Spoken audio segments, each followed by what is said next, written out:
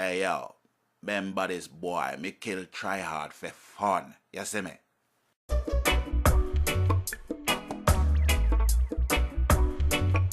the ride. Greetings one and all, this is Rhythm Works and welcome to my channel. Today I'm playing some Army of Two the Devil's Cartel. Hadn't played the predecessor Army of Two the 40th Day, but the reason why I'm playing this is because it is cheap and also it's my prerogative. Yeah, but a little backstory to this. Through the holiday season, PS Store and PS Plus had like a price drop sale, and EA had a sale within it, and they were selling the Army of Two and also Medal of Honor Warfighter for like under £5. I think it was just a smidgen over £5. And for games of a big size, you know, it was a no-brainer for me to investigate. Now, I've played Army of Two, the Devil's Cartel's demo last year. I played it a few months ago, around the same time as my friend Pemby66, who decided to make a video in relation to the loadouts and the weapons and all that kind of stuff. Very informative video. But at that point, I wasn't feeling it. For reasons that I'm going to explain in the gameplay video. But as you can see, here's the customization menu where you can actually customize your mask and what have you in the game. Now they have other masks that you can buy, but I'm thinking, well, it doesn't really make sense to buy masks that everybody else has when you have the ability to customize your own, you know, and be individual in that respect. But as you can see, this is a customization process, and you can also change the color of your mask as well to set a different tone to the canvas, so to speak. But anyway, gameplay. Okay, I'm going to tell you from now, it is the finale of the game. Big spoiler alert, but you know, this game's been out for quite a while, so it doesn't really matter. But anyway, here we are. Now, I have to call this game a cozy little co-op because it involves two-player co-op, where the simplicity of the thing is that both of you've got to stay alive as you progress through certain levels. Now, as you progress through the campaign, the chapter that you open up in the campaign will be made available to you in the co-op as well.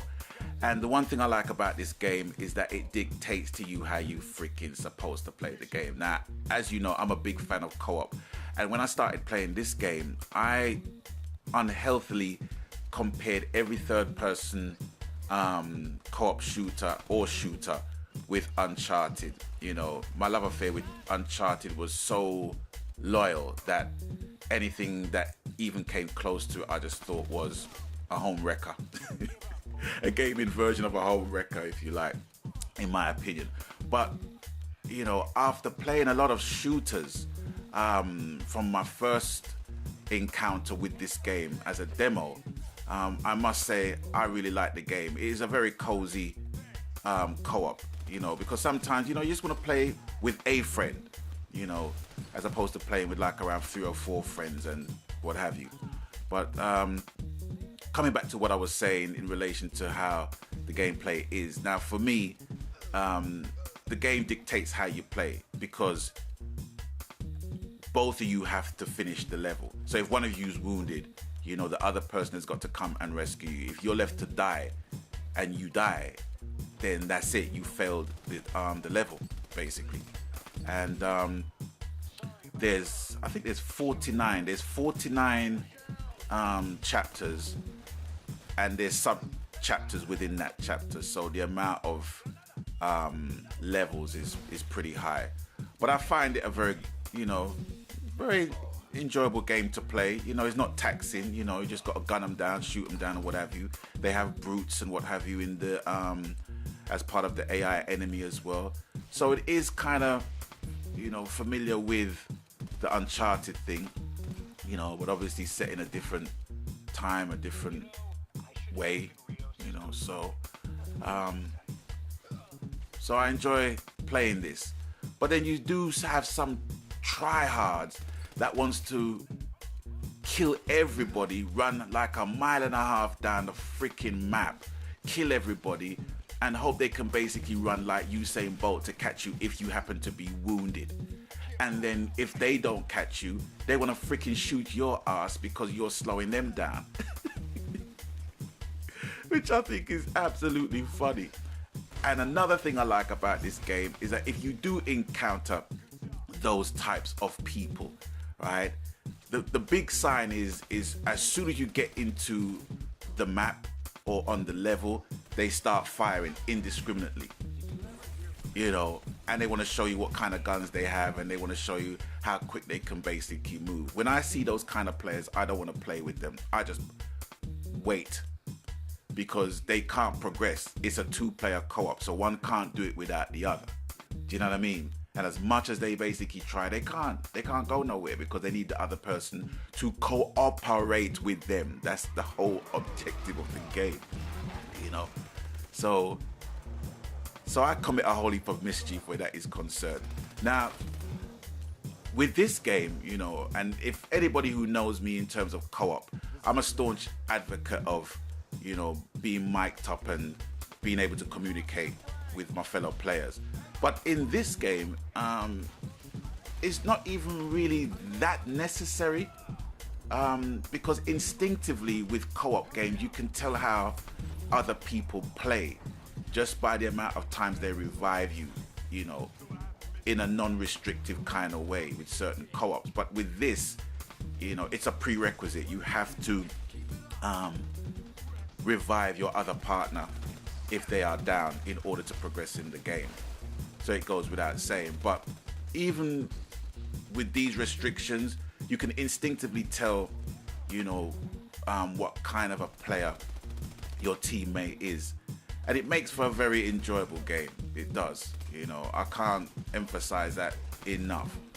But if you're looking to basically be a lone wolf in this game, it does not make an ounce of sense. You know, because I'm not here to sit down and watch you play the freaking game. That's what YouTube videos are for. Do you know what I mean? I can get my tips from there without having to burn more electricity on my PS3. You know what I mean? But yeah, Army of Two, The Devil's Cartel. It's a nice little romp, you know. Kills the time. You know, I've completed it on hard level now, so I'm going to try and go for the insane level and see how that basically fares.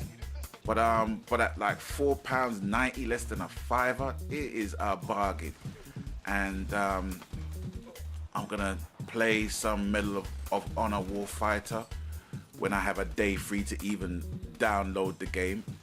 You know, because the one thing that is reminding me of how far we've moved is the actual downloading time of games. With a PS4, you can actually play games while you're downloading, but with the PS3, unfortunately, you know, you have to go through the snail route and the time-honored tradition of waiting half the day to load your game before you can play it. But, you know, I'm cool with that. You know, what more do you want for paying like £5 for a 12.5 gig size game, you know? But yeah, that is it. I don't know if it's still available at the price drop rate.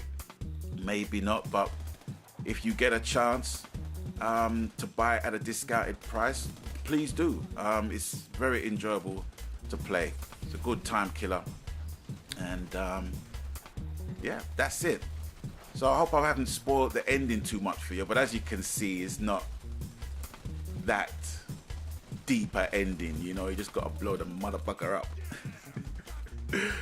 So is with that, I'm out of here, and I want to wish each and everyone happy gaming, whatever your console, whatever the genre, happy gaming to all of you, and I'll catch you on the next one. I'm gonna leave the rest of this to play out, and until such time, Megan.